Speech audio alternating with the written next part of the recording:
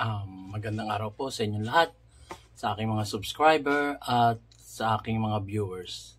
So, i-feature ko naman po itong kasama kong yung biyanan ko, my mother-in-law, na 80 years old na.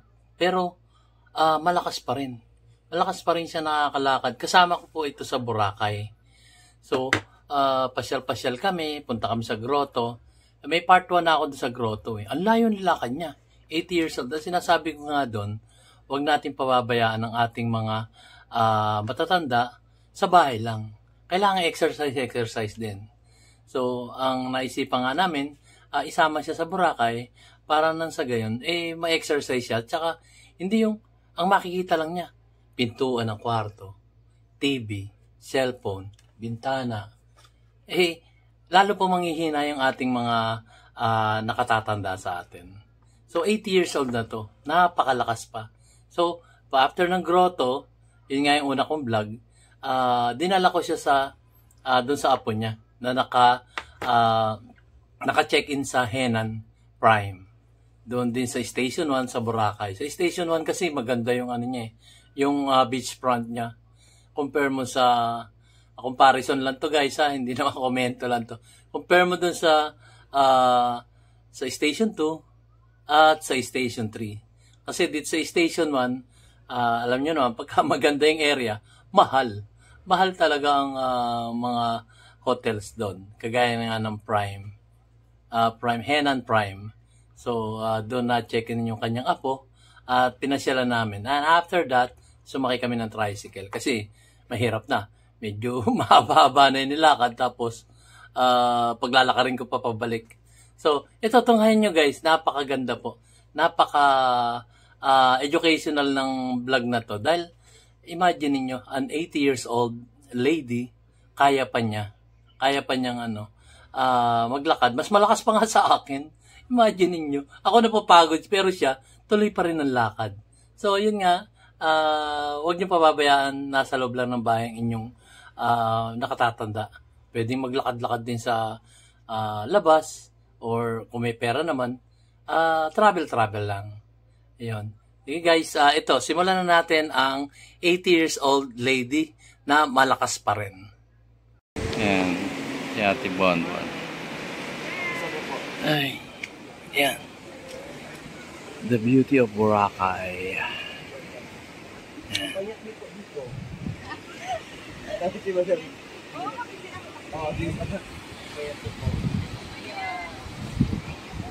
Waves.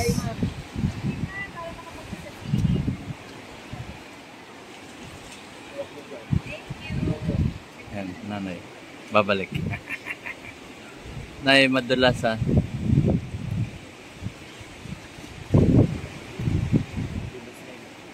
palagi sa simbahan yan. Palagi po sa simbahan. Palagi. Taong simbahan yan. Ayan. Kami taga ano pa kami? Para maikot niyo pa yung wheel. Taga Taytay pa kami. Hanapin niyo lang si Bonbon para para ma-assist kayo ng maayos. Opo, dito po ako maghapon, babad po ako sa init. Kaya namin nalaman na may grotto. Ay, baka istasya uno ko. Ayan, kasi malapit yan. yung Henan. Henan ano po? Henan. BGC, Henan. Hindi, yung dito sa Henan. dito sa Station 1. Ako, Henan Pablo. Yun lang, nag-iisa rin sa Station 1 yun, ba? Malapit lang ba? Malapit lang? Sa may mga nyug na yan, yung may lifeguard po. Mga ilang ano kami, ilang minutes ang lakad? Lakabin nila po, dyan na yung Henan. Puntahan ba natin si Judith? Ano po yun? Henan ano po? Henan Farm? Dito lang paglampas nitong grotto, yun lang naman Henan dito, di ba? Yun na po yung Henan. Wala nang iba, di ba? Yun, doon. Doon po sila nakatikin. Yung kanyang apo.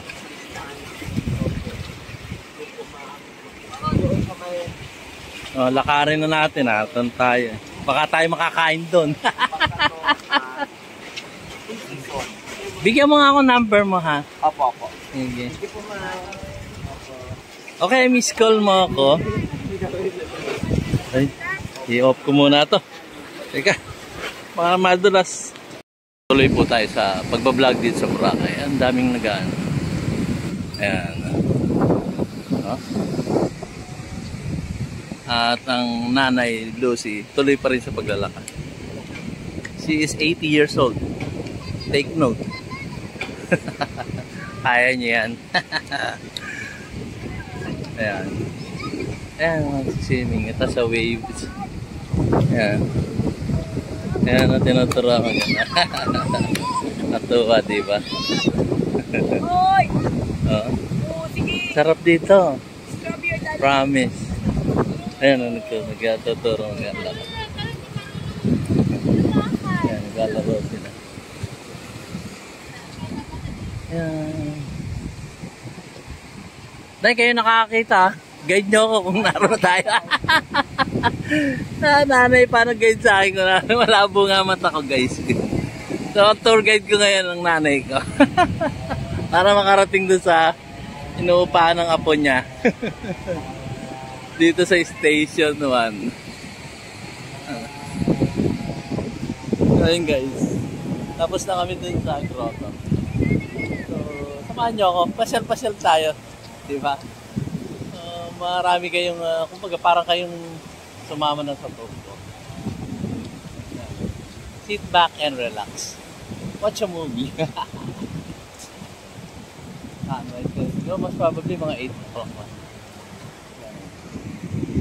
So, ang tour guide ko, nanay, pumunta kami dun sa nire-renta ng apo niya. Tapos iwan ko siya doon.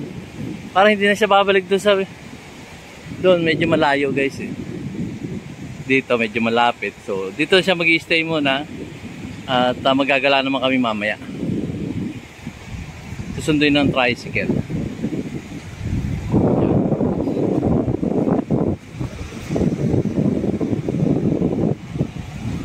Yan.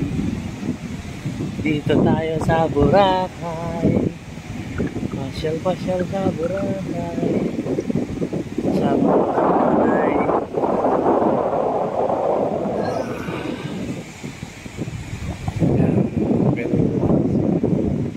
Dito sa Boracay.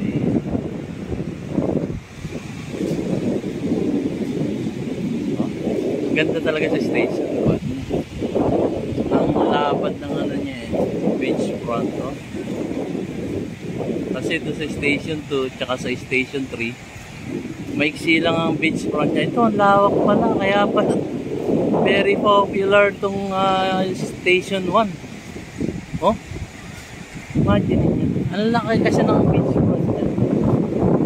Halos probably ito mga estimated ko mga 100-150 meters yung beachfront niya. Oh guys, 100 haba ng beachfront niya. Pinanggalingan namin. Oh, di ba? Yan. Tapos diretso pa kami.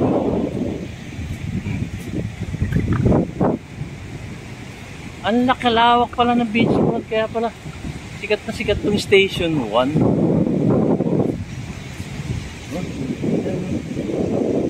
Ano yun na eh? May pera? Ano yun?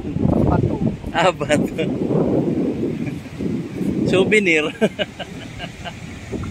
Linaw pa ng mata ng nanay, imagine eh. 80 years old. Tapos, ako wala na, hindi ko na nakikita yan. Na-accident kasi. Yamashita.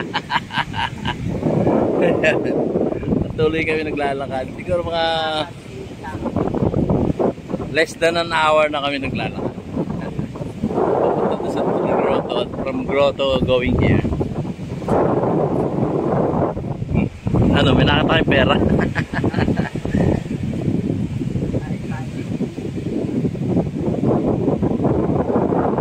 So, meron.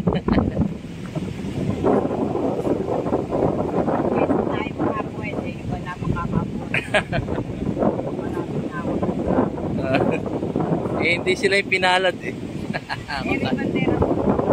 Hindi, baka malapit na tayo. Tatanong natin. Libre naman magtanong. na, ano na, hindi.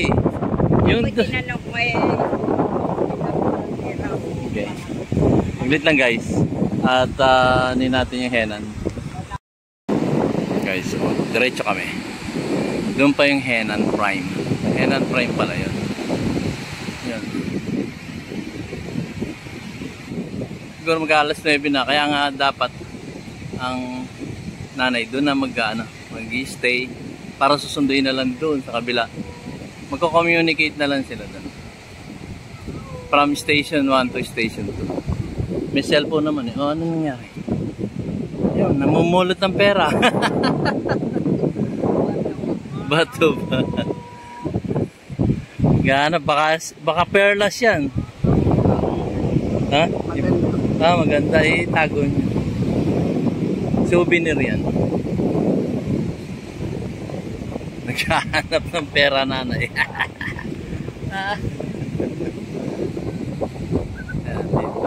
Dito lang yan sa Boracay.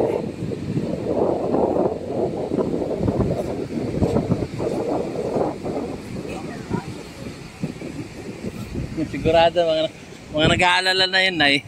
Sana nanay yung dalawa. Niligaw na yata ni Oliver.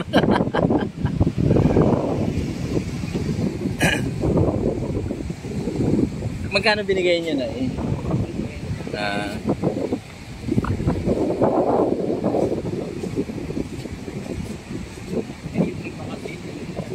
Kaya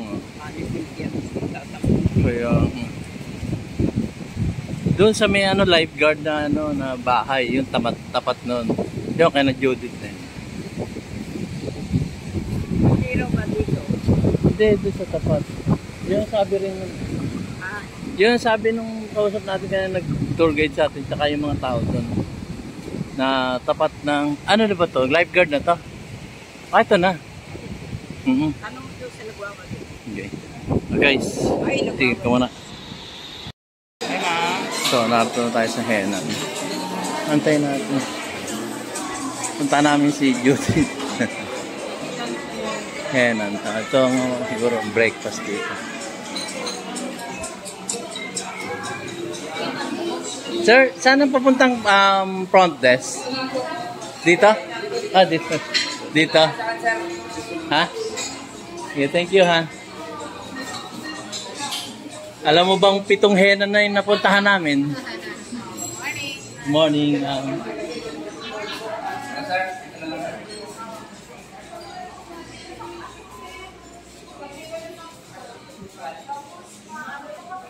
Yan, Henan. Okay guys, dito ko sa Henan Prime Beach Resort. So, dito yan sa Station 1. So, kasi nagkaiwalay kami ng ng accommodation. So dito sila. Galing kami sa grotto, di ba? As you can see, galing kami sa grotto doon sa kabila, tumawid pa kami dito. So dito yung Henan Prime. Nasa ground floor lang naman sila eh. Ayan, 4th floor pala to. Ayan. So magandang dito. Check-in dito. So, yun. Accessible siya sa mga tricycle. Ayan, mga service. Ayan. So, kung magbibit sila, dito rin sa Station 1, which is napuntahan natin kanina. At nakita nyo naman yung front ng beach na maganda. Ang laki ng beach front dito sa Station 1. So, yun nga, almost mga 100 meters yun. Kaya ang ganda pala. Kaya pala sikat na sikat yung Station 1. Kasi ang haba ng beachfront. White sand. Not like doon sa Station 2. Hindi ka naman sinisiraan, di ba? Mas mura kasi sa Station 2. So, ang beachfront nyo, ano lang, siguro mga 10 meters. Mga ganun, 20 meters. So, gano'n. Doon sa Station 2. Sa Station 3 naman, naroon yung mga mga nightlife, inuman, bar, gano'n. Mga entertainment. So, yun. Dito sa Station 1 naman, for wealthy people. Ayan, dito. Dito kami. Sa Henan Prime. So, ayan. I-post ko muna ito, guys. Nantay pa namin yung binisita namin dito. Ayoko. Tingin-tingin sa tayo ng row. Yung driver na sarap. Marami. Tapos nanay. Narto ako sa likod. Galing ko na Henan. Henan ba Hanan? Henan po. Henan. Henan. Kasi nanggaling na ako dyan sa Henan. Hindi ko. Pwede dyan ang visit. Bawal. Palagay ko dyan, puro mga artista nag-ano. Kasi yung pangalawang Henan. Ayan, narito na tao sa... Anong tawag dito, sir? Sorry po. Dito sa sakyan? E-trike. Ha? E-trike. E-trike. E-trike. E-trike. E-trike. Baka tayo lumampasan. Dito lang kami sa Boracay. Hindi, papasok pa tayo na bababa tayo dito. Ayaw pa yun. Alam mo tayo. Kung gano'ng kalayo yung lakad natin na, hindi ba gano'ng lakad? Kala ko maliit lang sa Boracay, di ba? Wala pinutikot lang. Oo nga. Kala ko pagka-smart try ka, sandali lang. Depende sa area po yun. Oo. Saglit lang po yun, kung malapit. Kung malayo, di matagado. Kasi kami naglakad lang na papunta riyan. Sir, kung pupunta ng Bulabog, magkano ano dito per day sa trike, e-trike? Ay, ano yun po yun, sir? Ay, land tour po yun sa inyo? Land tour? Land tour. Opo. Magkano land tour per day? Yung namin, sir, is 3 hours, 500 per hour. Day 1, 5 with 3 hours. Yes, sir. Once na lumagpas po, okay. Hindi po kasi sa area pag nagustuhan nyo, pero waiting lang kami dyan sa inyo. Oo. Yun, guys, narinig nyo. Gusto nyo, sir, land tour? 500 per hours. Kasi merong nag-ano sa amin eh. Nakita kasamahan namin. Oo. Saan po? Diyan sa pupuntahan namin. Ilan ba kayo? Marami kami. Ay, mga anak ko. Dalawang e-trike, tatlo rin eh. Tatlo ay capacity na lang naman ito po. 7, 8. 8 capacity nito? 7. 7. Hindi po kung maliit-liit, pwede 8. Oo. Ay kung mga malalaki, mga ano na. 7 lang talaga, 3 lang to, di ba? 7.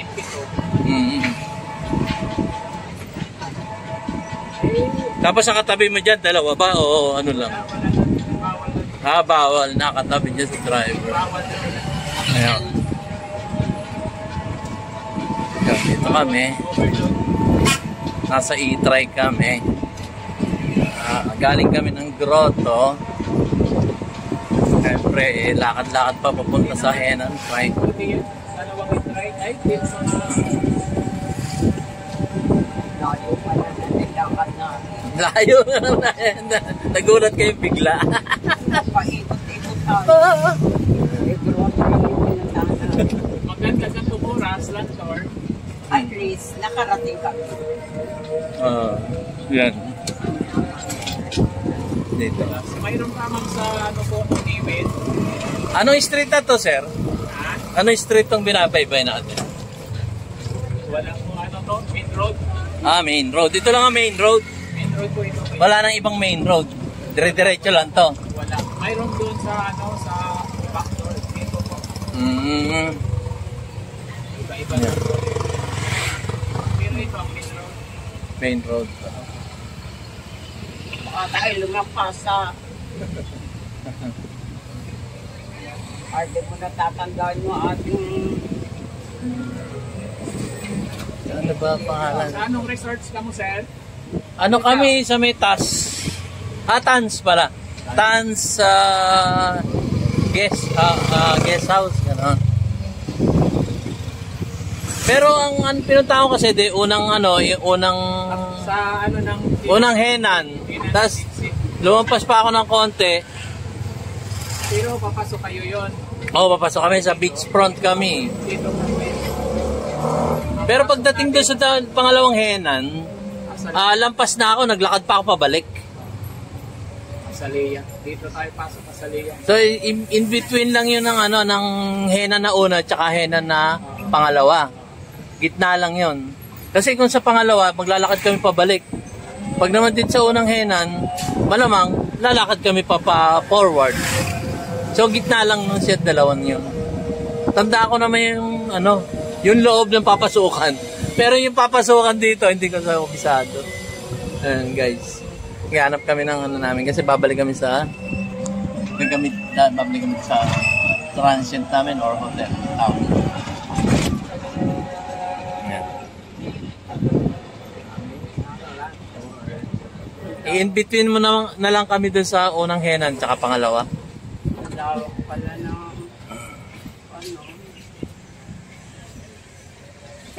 Mayroon doon hinan pal. Parang ito nga yun.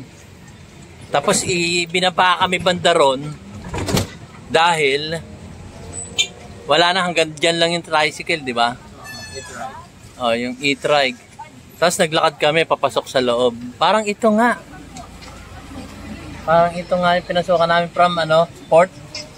Tapos pinasok kami ng e-trike dito. Oo nga, ito na nga yata. Doon ko mo siya malalaman pagpasok namin sa loob, pag naglakad na kami. Yan, daming hotel dito. Ang business kasi dito, e-trike, hotels, yun. Dito sa Boracay.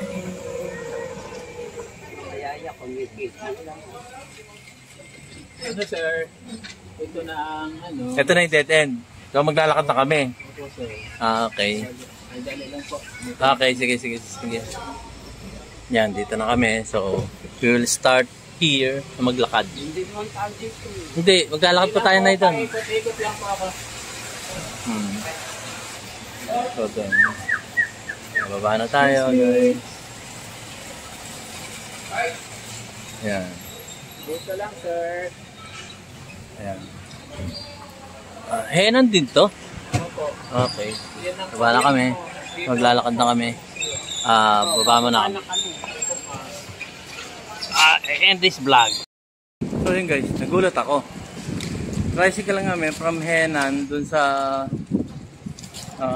Prime hanggang dito sa Station 2. Henan din dito. 150 ang tricycle. Nagulat lang ako. Pang mayaman talaga ang Boracay. So, kung kayo ay nagbabudget, huwag kayo sasakay ng e-trike. At disco. Grabe. Hindi naman gasolina yung gamit nila eh. Komento ko lang to, sariling kong komento to. Hindi sila gumagamit ng gasolina pero napakamahal ng pamasahe. Ito yung sarili kong komento to. Nagulat ako, 150 binayaran namin. Hindi na alam ganyan dito eh. Hindi, diretso tayo dun sa Tapos, it's either kakaliwa tayo kakaan. Pagdating natin doon, alam na nila yung pupuntahan natin. Alam nila yung Atans. Ayun guys. So, short video lang to. Kung kayo nagbabalak mag-e-try, make sure na itanongin nyo muna yung driver kung magkano pamasahe. Kung kaya nyo, so, sakay kayo. Pero kung hindi nyo kaya, mahirap. Nagulat ako, 150 binayaran ko. Samantalang according to my daughter, 100 lang binayaran nila. Tapos, ewan ko kung tinaga kami o ano, hindi ko alam. Nagulat lang talaga ako sa presyo niya, 150. Ayan. So guys, end ko muna dito yung vlog ko. Okay guys, at natunghayan nyo na ang aking mumunting video. Maraming salamat po at sa papanood nyo ng aking mumunting video. So, sa patuloy na pagsuporta sa akin. At yun nga, komento ko lang. Kasi sumakay kami ng tricycle going back. The problem is, according to my daughter, 100 lang ang pamasahe. Tapos, ginawa kami 150. Ewan ko. Sana naman magbago yung kanilang mga shoutout po doon sa mga nag-i-e-trike. Huwag naman po sanang singilin ng sobra-sobra ang ating mga turista. Kagaya namin, yung napasyal doon, at para mag-unwind, yun, mahirap naman po yun. Shoutout po sa mga nag-i-try. Kasi, ang sabi nila, according to them, sakop sila ng DNR. Ayun, hindi ko alam. Basta sa tourist. Sa tourist, under sila ng tourist. Pero napakamahal po ng pamasahe. And according to dun sa ibang e-trike na nakausap ko, is nagba-boundary lang pala sila. Ang boundary nila is 1.5. Imagine, kaya naman pala nagsusumigasig na yung iba maningil ng mas mataas kasi nagba-boundary sila, naghahabol din sila ng boundary nila. Kaya kawawa naman yung ating mga driver ng e-trike dun sa Boracay. So, kung bababaan sana na nila yung kanilang boundary, edi hindi na mag-iisip yun na taasan yung singil doon sa mga pasahero, di ba? So, may taripa daw sila, which is per hour, imagine 500 per hour. So, sasabihin nila, kasi boss, charge pa namin yan pag nalobat. Ang mahal-mahal ang charging, ng isang battery. Napakahaba pala ng battery nun. Kung gaano kahaba yung e-trike, yung bangkuhan, ganun din kahaba yung battery lang ipapacharge. So, yun naman, pagka papacharge sila, sasaulin nila yung battery lobat, tapos papalitan ng battery na fully charged na. Kaya lang, minsan, ewan ko, sila yung naganit. Pero, nung kami magpunta sa konting informations lang to, guys, kasi informative yung aking vlog. So, kung nagtitipid kayo sa travel nyo, meron doon mga motorsiklo na nagcha-charge ng 30 pesos per person. So, kung 30 pesos ang isang tao, dalawa kayo, aangkas doon, 60 pesos lang yan. So, mas makakasave kayo kung yung mga motor na gumagala doon. Hindi sila nag-offer kasi parang hindi pa sila legit na mamasahero. Gawa ng parang ang gusto doon sa Boracay, mga electronic bike na para sa environment, hindi siya mausok.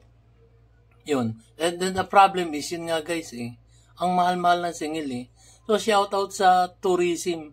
Gawan nyo naman ng paraan. Kawawa naman. Hindi naman lahat ng tao doon, may kakanyahang magbayad ng mahal. Diba? Meron din mga mahihirap na sumusubok katulad namin na papasyal doon sa Boracay para makita yung ganda ng Boracay. Diba?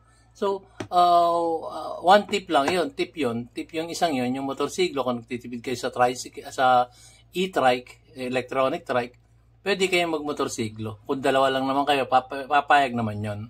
30 pesos lang yun per head. Kasi yung 115 binayaran namin from Henan Prime going to Station 2, 150, ang lapit-lapit. Hindi ko naman kasi alam na malapit lang yun, pwede naman lakarin. Gaya na nilakad namin from Station 2 hanggang sa Grotto. Malapit lang yun, guys. So, ewan ko kasi siyempre, Boracay, medyo famous. Tapos, famous nga, ang problema, yung expenses. Sana naman tourism, gawan nyo naman ng paraan yun. Shoutout po sa tourism. Gawan nyo naman ng paraan na yung kapwa natin mahihirap, makapunta dyan sa Boracay at makapag-budget naman. Tayo po nasa mahihirap na sinasabi nilang nasa laylayan ng lipunan. Wag naman po sana. At kahit na mayaman, ganun din. Hindi man lang iniinda yung gastos, pero ang hirap guys. Ang hirap din nung ganun. Sabihin, DIY kay KB, informative. Di, wag ka na pumunta ron. Hindi po yung sinasabi ko. Ang sa akin lang po, maging fair naman para sa mayaman at mga mahihirap. Na parehas lang. Babaan nila. Wag naman yung, hindi naman tayo, kung ba mayaman tayo, gagastos tayo ng ganon. Iparehas po natin. Mamarehas tayo, Department of Tourism. Kasi mahirap yun. Mahirap yung ganon. Nag-i-invite tayo ng mga ating mga taga-ibang bayan, taga-ibang bansa. Tapos ganon ang dadatnan nila. Ang komento, napakapangit. Diba? So, tapos, ang isang tip ko pa, like for example, pumunta kami ng dito sa isang beach. Nakalimutan ko yung pangalan guys, sorry ha. Pero ibablog ko yung susunod. ang pamasahe sa e-trike is 300. 300 per spot. So ako, nagpunta ako ng dun sa beach ngayon. Susunod ko na yun, guys. At ang bayad namin sa e-trike, 300 per spot. So, dalawa yung pinuntahan namin spot. 600 yun. Tapos, nung matapos namin yung dalawang spot, yung bayad akong 600 per spot, di ba? So, nagtipid din ako. So, pumatak din siya ng 500 per hour. Yung masaklap dun, guys. Nalugi pa ako ng 100 kasi hindi naman kami nabot ng 1 oras dun sa pag-travel namin. So, that's a big mistake for me. And then, I found out, guys, nung pauwi na kami, meron pala dong na e-jeep na tinatawag, yung electronic, parang maliit siyang jeepney, pero electronic din siya. Hindi siya di gasolina. So, di battery din yung gamit. And, guys, to know this, 30 pesos lang ang bayad. From there, napakalayo nun. From there, going to station 2, 30 pesos lang each person. Kung malapit lang yung pupuntahan nyo, nasa 15 pesos lang. So, na-discover ko yun, guys. Meron pala dun na jeep. Style jeep siya. Parang cab na malaki. Hindi naman siya e-trike na pangwaluhan. Siya parang mga 14, 18 persons ang malululan niya dun sa kanyang sasakyan. Electronic din. Tawag ko sa niya, electronic chip Imagine niyo 30 pesos. 30 pesos lang each person. Pag malapit, 10 to 15 pesos ang pamasahe pag malapit. So, na-discover ko yun. So, i-discover nyo rin, guys. Dumadaan siya sa main road. Aantayin nyo lang yun. Tapos, paparahin nyo. Iikot siya from there do sa main road. Pupunta siya sa port. Pagdating sa port, babalik siya. Ikot-ikot lang siya. Marami sila. So, kung nagbabudget kayo, guys, yun na ang sakyan nyo. Huwag na kayong umarkila. Hindi naman sa kung may pera naman kayo, umarkila kayo. 500 pesos per hour ang land travel. Kung nagtitipid naman kayo, kagaya namin, mahirap lang naman. Baga, nagbabudget din kami. I think, kahit mayaman kayo, mahirap kayo, pare-pares tayo nagbabudget. Kasi may mga sarili-sarili tayong gastos So, yun. Ang tip ko sa inyo, meron doon na umiikot sa main road, tapos babalik siya sa taas, doon nga, sa Bulabog Beach. Dadaan niya Bulabog Beach, tapos isang sikat na beach pa doon sa malayo. Iba-vlog ko yun sa inyo. Nakalimutan ko lang, medyo may mental block na si DIY KKB Informative. Pasensya na po. So, yun. Isang tip ko sa inyo, meron doon umiikot na marami yun. 30 pesos lang per head. At hindi nyo na kailangan pang magrenta ng napakamahal na 500 per hour na land tour. So, mag-ano na lang kayo, ganun-ganun. Kaya lang, siyempre, sa land tour na 500 per hour, aantay na kayo noon. Not like nung sasakay kayo, mag-aantay talaga kayo ng mga kasabay niya. Diba? Hindi naman siya pinupuno Mag-aantay talaga kayo mga kasabay. At yung driver magdidesisyon kung lalakad na siya. Kagaya nung nangyari sa amin, dadalawa lang kami, lumakad na agad. Kasi nagdadampot na siya, sasakay, bababa, sasakay, ganon. Yun yung sinasabi ko sa inyo, pwede nyo sakyan, na siya naman hindi matagal na antayin dun sa main road. Kung kayo nasa station 1, 2, 3, abang lang kayo dun sa main road.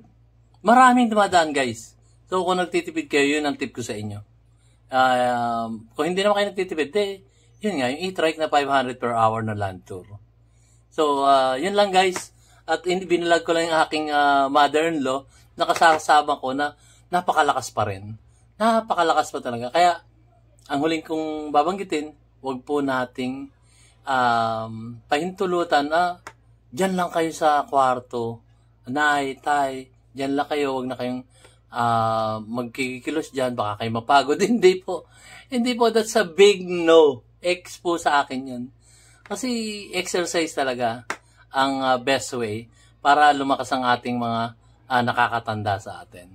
So, yun lang po, guys. So, kung nagustuhan nyo po ang aking mumunting video at very informative naman, kindly consider it like, subscribe, and hit that notification bell para updated kayo sa mga susunod ko mga videos.